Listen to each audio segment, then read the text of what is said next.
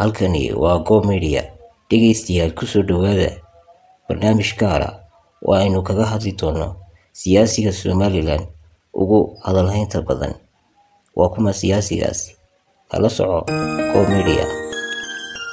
Sidaan horeba u sheegnay, waxaan barnaamijkeenan kaga hadli doonaa siyaasi Maxamuud Xaashi oo saameyn ballaaran ku leh siyaasadda gudaha Somaliland.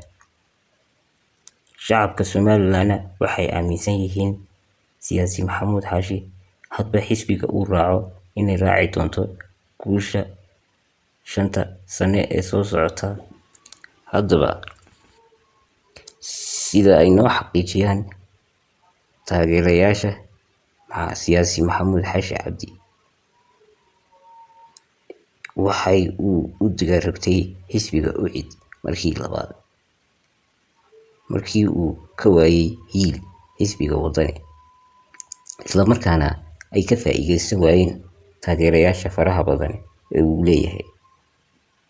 Waxaa ka faa'iideystay sida ay warbixinta ama ay laga helayo ilo ku dhow siyaasi Maxamuud Xaashi in uu wadahadal la fulay xisbiga UCID ee Faysal Cali Waraab, la filayona inuu ka dhigi doono xisbigan xisbigii 20 sano kadib guuleysta, uuna Faysal Cali Waraab noqdo madaxweynaha 5 sano soo socota haddii ay isla fahmaan wadahadalkan hadda u socda ee ay ku wada jiraan siyaasi Maxamuud Xaashi iyo Faysal Cali Waraab. Xisbiga UCIDna sidaa ku dhisan.